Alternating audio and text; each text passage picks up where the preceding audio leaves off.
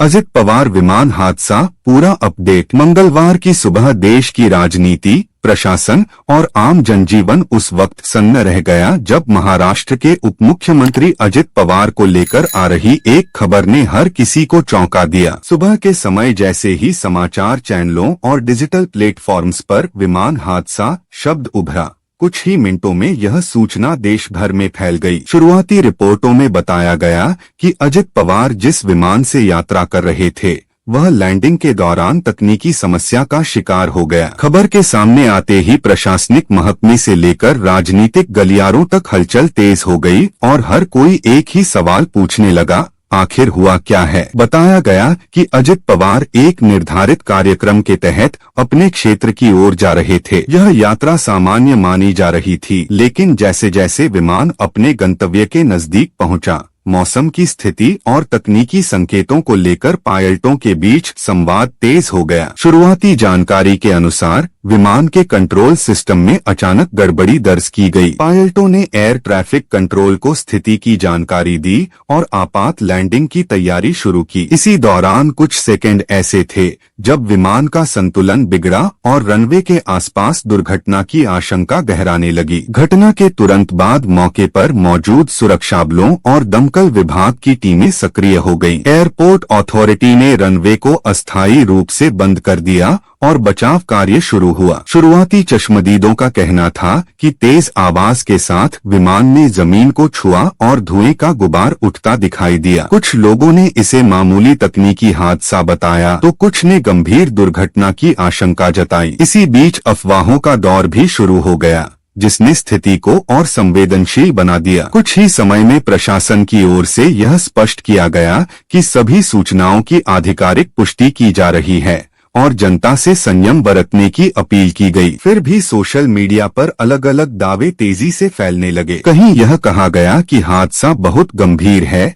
तो कहीं यह कि सभी यात्री सुरक्षित हैं। समाचार चैनलों पर ब्रेकिंग न्यूज की पट्टियां चलने लगीं और हर अपडेट को मिनट दर मिनट दिखाया जाने लगा। इस बीच राजनीतिक प्रतिक्रिया भी सामने आने लगी। महाराष्ट्र सरकार के वरिष्ठ मंत्रियों ने अधिकारियों से लगातार संपर्क बनाए रखा। बताया गया कि मुख्यमंत्री कार्यालय को घटना की हर जानकारी दी जा रही थी और किसी भी स्थिति से निपटने के लिए उच्च स्तरीय बैठक की तैयारी शुरू कर दी गई। विपक्षी दलों के नेताओं ने भी चिंता जताई और अजित पवार की सुरक्षा को लेकर दुआओं का दौर शुरू हो गया। कुछ समय बाद आधिकारिक ब्रीफिंग में कहा गया कि विमान में तकनीकी खराबी आई थी, लेकिन पायलटों की सूझबूझ और सुरक्षा इंतजामों की वजह से स्थिति को संभालने की कोशिश की गई। हालांकि हादसे की प्रकृति और प्रभाव को लेकर जांच जारी है। प्रशासन ने यह भी किया कि अंतिम निष्कर्ष आने से पहले किसी भी तरह की अटकलें न लगाई जाएं। घटनास्थल पर मौजूद अधिकारियों ने बताया कि विमान के ब्लैक बॉक्स और अन्य तकनीकी उपकरणों को सुरक्षित कर लिया गया है। नागरिक उड्डयन से जुड़े विशेषज्ञों की एक टीम को जांच में लगाया गया है जो यह पता लगाएगी कि हादसे की असली वजह क्या थी, मौसम, तकनीकी खामी या कोई अन्य कारण। इस जांच के नतीजे आने तक पूरे मामले को संवेदनशील माना जा रहा है। इस खबर का असर सिर्फ राजनीतिक हलकों तक सीमित नहीं रहा। अजित पवार के समर्थकों और आम नागरिकों में भी चिंता और बेचैनी देखने को मिली। उनके गृह क्षेत्र में लोग एक दूसरे से जानकारी लेने लगे। कई स्थानों पर लोग मंदिरों और धार्मिक स्थलों में उनकी सलामती के लिए प्रार्थना करते नजर आए। यह दृश्य दिखाता है कि किसी बड़े सार्वजनिक चेहरे से जुड़ी खबर किस तरह समाज के हर वर्ग को प्रभावित करती है। समाचार एजेंसियों ने बताया कि हादसे के बाद अजित पवार की स्वास्थ्य स्थिति और सुरक्षा को लेकर आधिकारिक बयान का इंतजार किया जा रहा है। प्रशासनिक सूत्रों का कहना है कि हर पहलू की जांच की जा रही है और सटीक जानकारी सामने आते ही जनता को अवगत कराया जाएगा। इस बीच सरकार ने यह भी कहा कि अफवाह फैलाने वालों पर सख्त नजर रखी जा रही है। दिन चढ़ने के साथ साथ तस्वीर थोड़ी साफ होती गई, लेकिन सवाल अब भी कायम थे। क्या यह महज तकनीकी खराबी थी? क्या मौसम ने इसमें भूमिका निभाई या फिर कोई मानवीय चूक इस हादसे का कारण बनी? इन सभी सवालों के जवाब जांच के बाद ही सामने आएंगे। फिलहाल प्रशासन और सरकार की प्राथमिकता यही है कि स्थिति पूरी तरह नियंत्रण में रहे और सच्चाई सामने लाई जाए। इस पूरे घटनाक्रम ने एक बार फिर यह याद दिला दिया कि आधुनिक तकनीक और सुरक्षा उपायों के बावजूद हवाई यात्रा में सतर्कता कितनी जरूरी है। साथ ही यह भी दिखा कि किसी बड़े नेता से जुड़ी खबर किस तरह देश भर में भावनात्मक प्रतिक्रिया पैदा कर देती है। आने वाले समय में जांच रिपोर्ट के आधार पर यह स्पष्ट होगा कि इस विमान हादसे की असली कहानी क्या है और इससे क्या सबक लिया जा सकता है। फिलहाल देश की नजरें आधिकारिक पुष्टि और अंतिम रिपोर्ट पर टिकी हुई हैं, ताकि अफवाहों के बीच सच्चाई सामने आ सके और इस घटना से जुड़े सभी सवालों का जवाब मिल सके। और इस सच्चाई की तलाश में जैसे जैसे जांच आगे बढ़ी, वैसे वैसे प्रशासन की गतिविधियां और तेज होती चली गईं। नागरिक उड्डयन मंत्रालय के वरिष्ठ अधिकारियों ने साफ किया कि यह मामला सामान्य तकनीकी जांच से आगे बढ़कर अब विस्तृत विश्लेषण के चरण में पहुंच चुका है। विमान के रखरखाव रिकॉर्ड, उड़ान से पहले की जांच रिपोर्ट और पायलटों के बीच हुए आखिरी संवाद को एक एक कर खंगाला जा रहा था। हर दस्तावेज, हर डेटा पॉइंट इस कोशिश का हिस्सा था कि हादसे की जड़ तक पहुंचा जा सके। इसी दौरान एयरपोर्ट परिसर के बाहर सुरक्षा घेरा और कड़ा कर दिया गया। मीडिया कर्मियों की संख्या बढ़ती जा रही थी, लेकिन उन्हें सीमित दूरी से आगे जाने की अनुमति नहीं थी। अधिकारियों का कहना था कि जांच प्रभावित न हो, इसलिए हर कदम बेहद सावधानी से उठाया जा रहा है। वहीं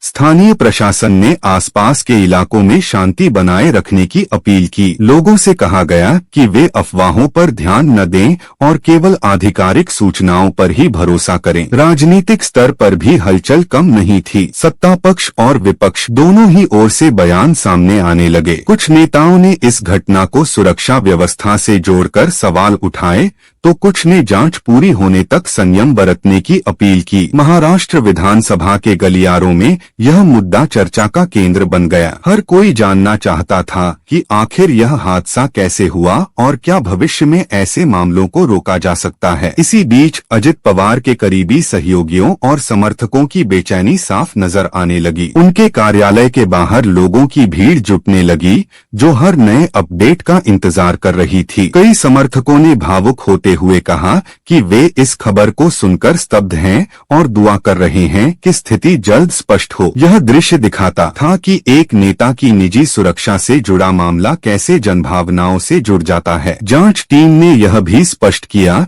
कि हादसे के समय मौसम की भूमिका को नजरअंदाज नहीं किया जा सकता। उड़ान से ठीक पहले मिले मौसम संबंधी आंकड़ों की दोबारा समीक्षा की जा रही थी। बादलों की स्थिति, हवा की गति और दृश्यता, हर पहलू को तकनीकी नजर से परखा जा रहा था। विशेषज्ञों का कहना था कि कई बार छोटी सी चूक या अचानक बदला मौसम भी बड़ी घटना की वजह बन सकता है। दिन के दूसरे पहर तक कुछ अनौपचारिक जानकारियां सामने आने लगीं, लेकिन प्रशासन ने उन्हें अंतिम सत्य मानने से इनकार किया। अधिकारियों ने कहा कि जब तक सभी रिपोर्टें एक साथ नहीं देखी जाती, तब तक किसी निष्कर्ष पर पहुंचना जल्दबाजी होगी। इसी कारण से जांच प्रक्रिया को समय देने की बात कही गई। यह भी साफ किया गया कि यदि किसी स्तर पर लापरवाही पाई गई तो जिम्मेदारों के खिलाफ सख्त कार्रवाई होगी। इस पूरे घटनाक्रम ने मीडिया की भूमिका को भी सवालों के घेरे में ला दिया। कई चैनलों पर अपुष्ट खबरें चलने लगी थीं, जिससे भ्रम की स्थिति पैदा हो रही थी। सूचना एवं प्रसारण मंत्रालय ने भी इस पर नजर रखी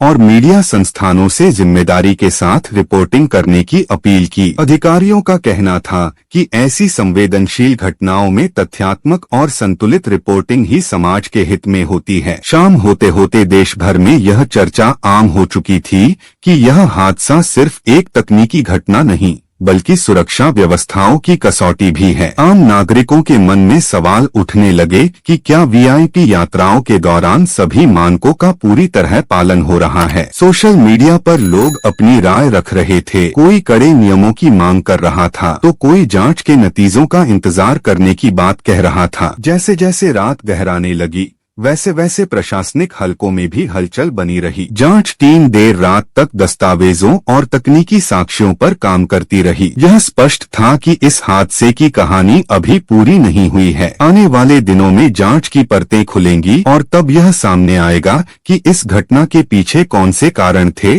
और इससे भविष्य के लिए क्या सबक लिए जाएंगे। फिलहाल देश एक बार फिर उसी बिंदु पर ठहर गया था जहां हर सवाल का जवाब जांच रिपोर्ट के आने के बाद ही मिलना था और तब तक इंतजार ही एकमात्र रास्ता था। और उसी इंतजार के साथ यह घटनाक्रम अपने निर्णायक मोड़ की ओर बढ़ गया। देर रात प्रशासन की ओर से एक संक्षिप्त लेकिन महत्वपूर्ण बयान जारी किया गया, जिसमें कहा गया कि प्रारंभिक जांच के आधार पर हादसे के कारणों की पहचान की दिशा साफ हो रही है। अधिकारियों ने बताया कि सभी तकनीकी और मानवीय पहलुओं को जोड़कर देखा जा रहा है ताकि किसी भी तरह की चूक भविष्य में दोहराई न जाए। यह बयान अपने आप में संकेत था कि जांच अब अंतिम चरण में प्रवेश कर चुकी है। इस बीच राज्य सरकार ने यह भी स्पष्ट किया कि इस हादसे से जुड़े हर निष्कर्ष को सार्वजनिक किया जाएगा। पारदर्शिता बनाए रखने पर जोर देते हुए कहा गया कि जनता को सच जानने का पूरा अधिकार है। इसी के साथ यह भरोसा भी दिलाया गया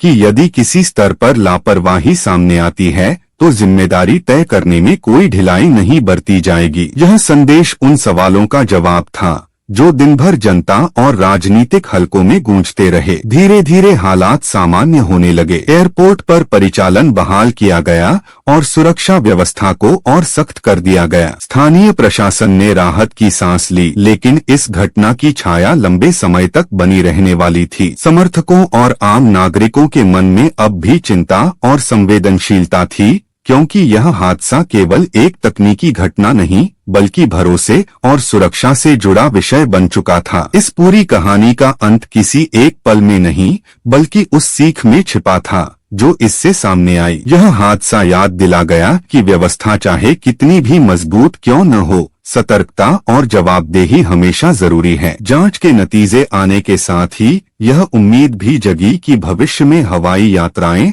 और अधिक सुरक्षित होंगी और ऐसी घटनाओं की पुनरावृत्ति रोकी जा सकेगी। इसी उम्मीद, जांच की अंतिम रिपोर्ट और पारदर्शिता के भरोसे के साथ यह खबर अपने निष्कर्ष पर पहुंचती है, जहां सवालों की जगह अब सबक और सुधार की बात सामने आती है और देश आगे बढ़ने की कोशिश करता है।